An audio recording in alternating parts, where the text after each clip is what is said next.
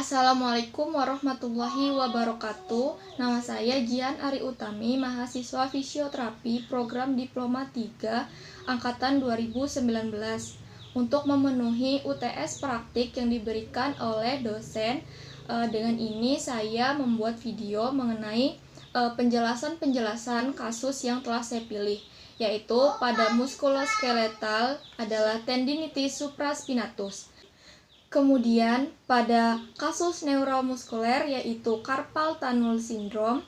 Kemudian yang terakhir yaitu pada kardiopulmonal yaitu asma bronchialis. Baiklah, saya akan menjelaskan yang pertama itu mengenai tendinitis supraspinatus. Jadi, tendinitis supraspinatus itu adalah peradangan yang terjadi pada tendon otot supraspinatus yang disertai nyeri yang berulang-ulang, terutama pada malam hari dan terdapat gangguan gerak abduksi.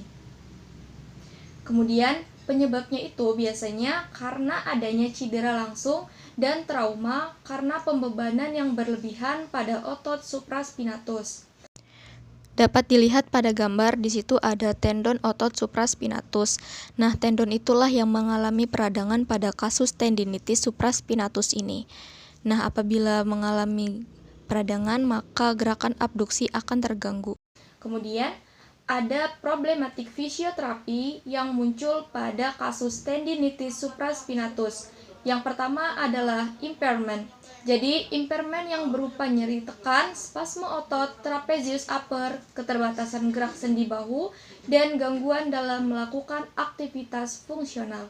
Kemudian, ada functional limitation, yaitu berupa pasien mengalami kesulitan saat gerakan mengangkat bahu ke depan, samping, maupun ke belakang.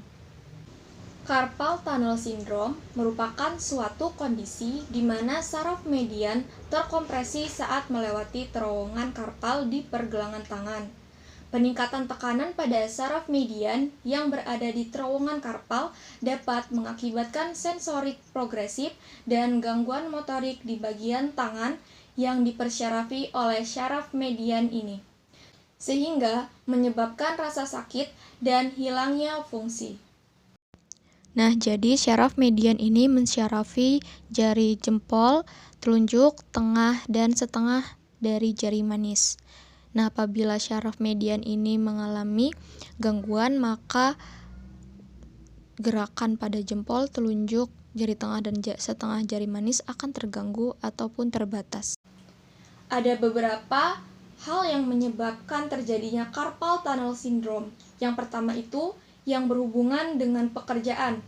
Contohnya seperti pekerjaan dengan tekanan tangan, sikap kerja yang tidak baik, kemudian lama pekerjaan dalam keadaan pergelangan tangan fleksi ataupun ekstensi. Kemudian ada penyebab yang tidak berhubungan dengan pekerjaan, itu seperti usia, status gizi, penyakit diabetes, pencandu alkohol, dan lain-lainnya. Asma bronkial adalah penyakit asma yang sering terjadi, yaitu terjadinya kelainan berupa inflamasi kronik saluran pernafasan yang menyebabkan hiperaktivitas bronkus, sehingga menyebabkan gejala episodik berupa mengi, sesak napas, rasa berat di dada, dan batuk, terutama pada malam atau dini hari. Ada penyebab terjadinya asma bronkial ini, di antaranya itu ada karena polusi udara seperti asap industri maupun asap kendaraan. Kemudian, cuaca atau perubahan suhu yang terjadi secara ekstrim. Kemudian, karena paparan zat seperti serbuk sari, debu, bulu binatang, pasir, dan bakteri.